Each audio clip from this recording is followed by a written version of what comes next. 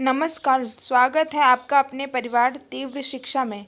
जो लोग Bihar super TET देने वाले हैं वो इस चैनल से जुड़कर अपनी तैयारी फ्री में कर सकते हैं। तो आज हम शुरू करते हैं हिंदी का दूसरा टॉपिक, संज्ञा। संज्ञा किसे कहते हैं, इसके परिभाषा, भेद और इसके हम कुछ क्वेश्चन को लगाएंगे। तो चलिए शुरू करते हैं। संज्ञा संज्ञा विशेष रूप से एक विकारी शब्द है। एग्जाम में क्वेश्चन आता है संज्ञा कैसा शब्द है, विकारी या अविकारी। तो आप लोग टिक करिएगा, विकारी शब्द है, जिसका अर्थ होता है क्या, नाम। संज्ञा किसी नाम को बोलते हैं, चाहे वो वस्तु का नाम हो या किसी जगह का नाम हो या फिर किसी विशेष स्थान का नाम हो। प्रत्येक वस्तु या व्यक्ति का नाम संज्ञा होता है। परिभाषा इसकी क्या है, किसी व्यक्ति, वस्तु, प्राणी, गुण, भाव या स्थान के नाम के घोतक को संज्ञा कहते हैं। संज्ञा का अर्थ होता है नाम होता है, क्योंकि संज्ञा किसी व्यक्ति, वस्तु, प्राणी, गुण, भाव या स्थान के नाम को दर्शाता है। संज्ञा एक विकारी शब्द है, इस पर ध्यान दीजिएगा। संज्ञा एक विकारी शब्द है। संज्ञा के उदाहरण क्या है, जैसे व्यक्ति का नाम, व्यक्ति के नाम रमेश, अजय, विराट और नवदीप। इसके अलावा वस्तु के नाम जैसे कलम, डंडा, चारपाई। नेक्स्ट है गुण का नाम, गुण जैसे वो सुंदर है, ईमानदार, सुंदरता, ईमानदारी, बेईमानी, चालाकी। और भाव, प्रेम, गुस्सा, आश्चर्य, दया, करुणा, ये सब क्या है, भाव। नेक्स्ट है स्थान, स्थान जैसे दिल्ली, आगरा, बिहार। और संज्ञा के कितने भेद होते हैं, वैसे तो मूल रूप से संज्ञा के 3 भेद होते हैं। अगर क्वेश्चन आए कि मूल रूप से संज्ञा के कितने भेद होते हैं, 3। कौन कौन से, व्यक्तिवाचक संज्ञा, जातिवाचक संज्ञा और भाववाचक संज्ञा। लेकिन टोटल संज्ञा के 5 भेद होते हैं, जिसमें समूहवाचक संज्ञा और द्रव्यवाचक संज्ञा भी इसी जातिवाचक में आ जाती है। ठीक है, तो आगे बढ़ते हैं हम। व्यक्तिवाचक संज्ञा किसे कहते हैं, किसी व्यक्ति विशेष, स्थान विशेष और किसी वस्तु विशेष के घोतक शब्द को व्यक्तिवाचक कहते हैं, है ना। जैसे व्यक्तिवाचक में किसी स्थान का नाम ही होगा, वो उसका पर्सनल चीज़ होगी। जैसे आपका ही नाम है, वो आपका पर्सनल है, तो ये व्यक्ति एक पर्सन को डिनोट करता है। ये जैसे रवि, जयपुर। यहाँ रवि नाम प्रत्येक व्यक्ति का नाम नहीं हो सकता, किसी एक का ही होगा। जयपुर देश या दुनिया के प्रत्येक शहर का नाम नहीं हो सकता, किसी एक ही शहर का नाम जयपुर हो सकता है। इसे ही व्यक्तिवाचक कहते हैं। आगे आते हैं, इसमें उदाहरण है जयचंद। ये वो है, जैसे कि व्यक्तिवाचक संज्ञा शब्द सदैव एक वचन में ही प्रयुक्त होते हैं, ये ध्यान रखिएगा। व्यक्तिवाचक संज्ञा सदैव एक वचन में ही यूज होता है, इनका बहुवचन जातिवाचक संज्ञा शब्द बन जाता है। जैसे ठीक है, जैसे इसके उदाहरण क्या है, इनका बहुवचन, जैसे कि बोलते नहीं है जयचंद, तो एग्जाम्पल होता है भारत में अनेकों जयचंद हैं। ठीक है, या फिर भारत में जयचंदों की कमी नहीं है। अब आप जयचंद को जानते हैं, जो पृथ्वीराज के और मोहम्मद के युद्ध के समय उसने पृथ्वीराज को धोखा दिया था। तो इसी तरीके से धोखा उस जयचंद का वो किया गया है, व्यक्तित्व किया गया है कि भारत में अनेक जयचंद हो सकते हैं। तो इसी तरीके से जब अगर व्यक्तिवाचक संज्ञा बहुवचन में यूज़ होता है तो वो जातिवाचक संज्ञा बन जाता है। नेक्स्ट है व्यक्तिवाचक संज्ञा में हम जिस व्यक्ति, वस्तु, स्थान की बात कर रहे होते हैं वो इकलौता होता है, ये नोट करिए। नेक्स्ट है जातिवाचक संज्ञा किसे कहते हैं, तो किसी व्यक्ति विशेष, स्थान विशेष और किसी वस्तु विशेष जाति बताने वाले शब्द को जातिवाचक संज्ञा कहते हैं। जैसे पशु, कवि, कुत्ता, बिल्ली, नदी, पहाड़, महासागर, महाद्वीप इत्यादि। ठीक है, शेर, गाय, हाथी, खरगोश आदि सभी अलग अलग हैं। देखो है नहीं अलग अलग, शेर, गाय, ऊंट, हाथी, खरगोश, ये सब अलग अलग है प्रजातियां हैं, लेकिन इन सब को एक साथ संबोधित करते क्या बोलेंगे? जानवर। कौन सी श्रेणी में आएगा ये? जानवर की श्रेणी में, इन सबको जानवर बोलेंगे। तो ये जातिवाचक संज्ञा होगा। यहाँ जानवर शब्द किसी एक विशेष जानवर के बारे में नहीं बता रहा है, क्योंकि जानवर शब्द में कई सारे जानवर आ सकते हैं और कई प्रकार के जानवर आ सकते हैं। इसी प्रकार शहर, बालक, गांव आदि जातिवाचक संज्ञा हैं। जैसे शहर, अब शहर में भी कई सारे शहर आ सकते हैं, जैसे पटना शहर, लखनऊ शहर, कानपुर शहर, है ना। तो यानी जो शहर शब्द है वो जातिवाचक है, और शहरों के स्पेशल नाम जो होते हैं वो व्यक्तिवाचक संज्ञा में चले जाते हैं। ठीक है। गांव, आपका गांव या किसी का भी गांव, तो सबका अलग अलग होगा, वो व्यक्तिवाचक। लेकिन एक स्पेशल अगर गांव बोला जाए तो वो जातिवाचक संज्ञा होता है। नेक्स्ट है भाववाचक संज्ञा किसे कहते हैं? यानी किसी भाव, गुण, दशा और अवस्था का ज्ञान करवाने वाले शब्द को भाववाचक कहते हैं। जैसे भाव तो हमारे अंदर पनपते हैं ना, अब हमें क्रोध आ रहा है, ठीक है, तो ये हम अंदर की फीलिंग्स होती हैं, फीलिंग्स को क्या बोलते हैं? भाव। क्रोध, प्रसन्नता, प्रेम, आश्चर्य, लालच, जवानी, ये सब क्या, कौन से वर्ड से? भाव हैं। ठीक है। भाववाचक शब्द सदैव एक वचन में प्रयुक्त होता है, ध्यान रखिएगा। भाववाचक सदैव एक वचन में प्रयुक्त होता है। इन सब से क्वेश्चन उठाया जाता है, इसीलिए जिसको रिपीट कर रहे हैं उसे आप ध्यान से सुनिए। भाववाचक संज्ञा शब्द सदैव एक वचन में प्रयुक्त होते हैं।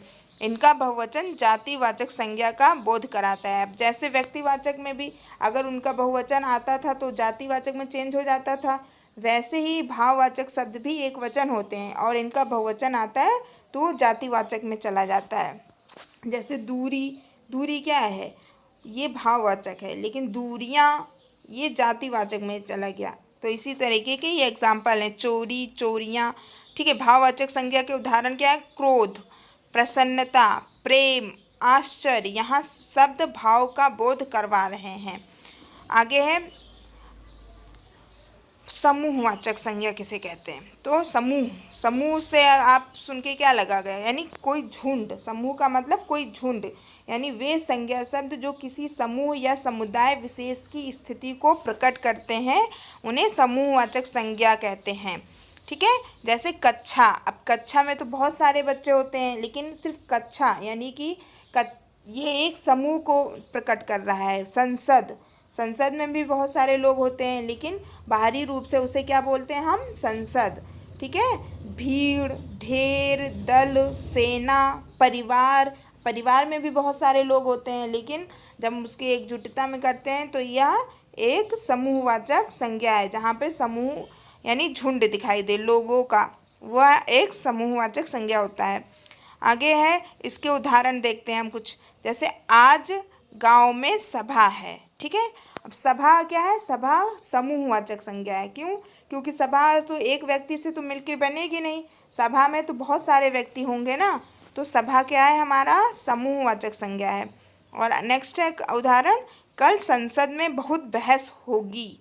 यानी संसद, बहस तो किसी एक आदमी के बीच तो होती नहीं, अकेले कोई बहस करेगा, बहस के लिए भी बहुत सारे आदमियों का वो ग्रुप होगा। तो संसद, यहाँ पे संसद क्या है?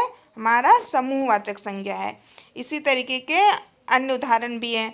आगे हम पढ़ते हैं द्रव्यवाचक संज्ञा किसे कहते हैं। ओके।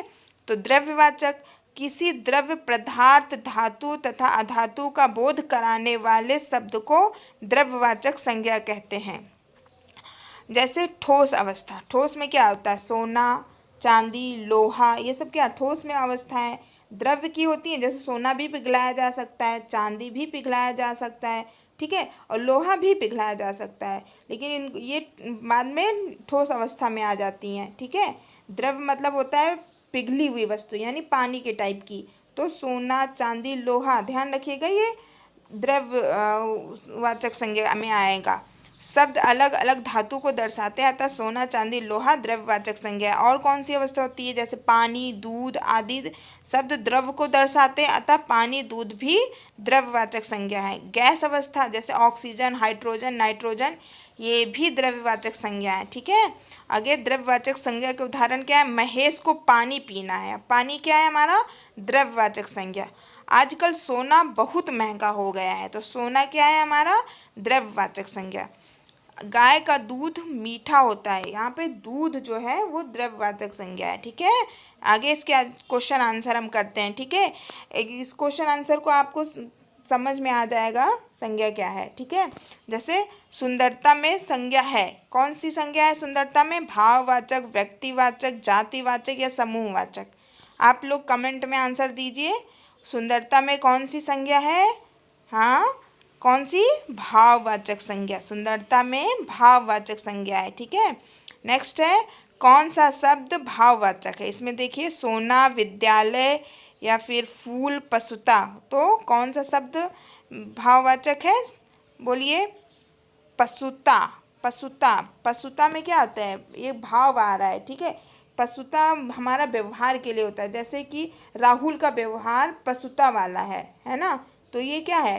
वो पशुओं की तरह सींग थोड़ी ना मारता है, लेकिन हम वो एक उदाहरण देते हैं, ये हमारा भाव है। ठीक है, तो यहाँ पे पशुता में क्या है? भाववाचक संज्ञा है। नेक्स्ट है रमेश ने सुरेश के साथ मित्रता का निर्वाह किया, इसमें भाववाचक संज्ञा है। ठीक है, कौन सी भाववाचक संज्ञा बताइए? देखिए, रमेश ने सुरेश के साथ मित्रता का निर्वाह किया, तो इसमें क्या है? मित्रता। ठीक है, यह भाववाचक संज्ञा है। नेक्स्ट है राष्ट्रपति भवन में संज्ञा है। राष्ट्रपति भवन, ठीक है, राष्ट्रपति भवन में कौन सी संज्ञा है? ये राष्ट्रपति स्पेशल, क्योंकि राष्ट्रपति सभी लोग होते नहीं, कोई एक राष्ट्रपति होता है, तो राष्ट्रपति भवन में व्यक्तिवाचक संज्ञा होगा। ठीक है, नेक्स्ट है कौन सा शब्द भाववाचक संज्ञा है? इसमें देखिए ऊंचा, ऊंचाई, कुशल, गहरा, इसमें भाववाचक कौन सा है बताइए? ये है ऊंचाई। कौन सा है? ऊंचाई। ठीक है, ऊंचाई क्या है? हमारा भाववाचक शब्द है। नेक्स्ट है विशेषण से बना भाववाचक संज्ञा है। ठीक है, विशेषण तो आप लोगों को हम आगे पढ़ाएंगे, लेकिन अभी क्वेश्चन करते हैं कि विशेषण से बना भाव कौन सा संज्ञा है। इसमें एग्जाम्पल देखिए कलाई, महान, लड़कपन, ऊंचाई, यानी कि ऊंचाई जो है हमारा विशेषण से बना भाववाचक शब्द। विशेषण किसे कहते हैं? आप लोग को तो पता होगा, जो संज्ञा या सर्वनाम की विशेषता बताते हैं उन्हें विशेषण कहते हैं। तो ऊंचा क्या है? ये ऊंचा, नीचा, लाल, पीला, ये विशेषण होते हैं, लेकिन ऊंचाई ये भाववाचक है। ठीक है, ऊंचा विशेषण है और विशेषण से बना ऊंचाई ये भाववाचक संज्ञा है। नेक्स्ट है बुढ़ापा शब्द में कौन सी संज्ञा है? बुढ़ापा में कौन सी संज्ञा है? भाववाचक। ठीक है, नेक्स्ट है कौन सा भाववाचक संज्ञा नहीं है? इसमें कौन सा भाववाचक संज्ञा नहीं है? मिठाई, चतुराई, लड़ाई, उतराई, तो मिठाई, मिठाई तो एक व्यक्ति जातिवाचक संज्ञा है, भाववाचक नहीं है। कौन सा जातिवाचक संज्ञा नहीं है? अभी देखिए यहाँ पे जातिवाचक संज्ञा नहीं है पूछा गया है, तो हमारा जवान, जवान जातिवाचक है, क्योंकि जवान में बहुत सारे लोग आते हैं। बालक, बालक भी जातिवाचक है। इसमें सुंदर, सुंदर हमारा जातिवाचक संज्ञा नहीं है, क्योंकि सुंदर क्या है हमारा? सुंदर हमारा व्यक्तिवाचक है, और सुंदर का भाववाचक क्या होगा? सुंदरता। ध्यान रखिएगा, सुंदर व्यक्तिवाचक, और अगर यहाँ पे सुंदरता दिया होता तो वो भाववाचक संज्ञा होता। नेक्स्ट है बुलाना से भाववाचक को पहचानिए। बुलाना, ठीक है, बुलाना एक शब्द है, उससे क्या है? बुला, बोलना, बुलावा, या इनमें से कोई नहीं, तो इसमें क्या है? बुलावा। बुलावा, बुलाना का भाववाचक क्या होगा? बुलावा। नेक्स्ट है ज्यादाती भाववाचक संज्ञा का विशेषण रूप होगा। ठीक है, ज़्यादा का, ठीक है, ज्यादाती का क्या होगा? ज़्यादा। ठीक है, ज़्यादा ये विशेषण रूप। देखिए ज्यादती, ये ज्यादती क्या है? ये भाववाचक है, लेकिन इससे जब हम विशेषण रूप बनाएंगे तो क्या होगा? विशेषण रूप ज़्यादा। नेक्स्ट है ग्रामीण का संज्ञा रूप है। ग्रामीण का क्या है संज्ञा रूप? देखिए ऑप्शन है ग्रामी, ग्राम, ग्राम, तो ये होगा क्या बताइए? ग्रामीण का होगा ग्राम। ठीक है, ग्राम जो है वो संज्ञा रूप होगा। ठीक है, ठीक है, ग्राम मतलब गांव। तो नेक्स्ट है भाववाचक संज्ञा शब्द कौन सा है? इसमें भाववाचक कौन सा है? लालिमा, अनुच्छेद, निराश, विवाह, तो लालिमा, लाल से बना है लालिमा। ठीक है, ये भाववाचक है। नदी संज्ञा का कौन सा भेद है? नदी क्या है? हमारी जातिवाचक है, ठीक है। और इसमें अगर किसी नदी का नाम दिया होता तो जैसे गंगा नदी, यमुना नदी, तो ये व्यक्तिवाचक है, लेकिन सिर्फ नदी क्या है हमारा, जातिवाचक है। नेक्स्ट है, यमुना किस प्रकार की संज्ञा है। देखिए आगे आ गया ना, यमुना किसका नाम होता है, किसी का नाम होता है ना यमुना। हाँ, तो जब किसी का नाम होगा तो वो व्यक्तिवाचक संज्ञा होगी। नेक्स्ट है, कौन सा शब्द भाववाचक संज्ञा, मिठास, मीठी, मिठाई, मीठा, तो मिठास, मिठाई हमारा भाववाचक है। कच्छा शब्द हिंदी व्याकरण के अनुसार संज्ञा के भेदों की किस श्रेणी में आता है, किस, कौन सा शब्द, कच्छा शब्द। तो कच्छा क्या होता है हमारा, समूहवाचक संज्ञा का है ना, तो ये किस में आएगा, समूहवाचक। नेक्स्ट है, समिति शब्द हिंदी व्याकरण के अनुसार संज्ञा के भेदों की किस श्रेणी में आता है। अब समिति, समिति भी बहुत लोगों से मिलके बनी होती है, तो ये भी हमारा क्या है, समूहवाचक संज्ञा है। नेक्स्ट है, संज्ञा शब्द कावेरी का भेद क्या है। अब कावेरी क्या है, कावेरी आप लोग जानते हैं नदी का नाम है, तो ये क्या है, कावेरी व्यक्तिवाचक है, क्योंकि किसी विशेष का नाम है ना। इसी तरह हमारा नेक्स्ट क्वेश्चन और ये अंतिम क्वेश्चन है, कौन सा शब्द भाववाचक संज्ञा है। देखिए, पुरुष, प्रभु, क्षत्रिय, बंधुत्व, तो बंधुत्व हमारा भाववाचक संज्ञा है।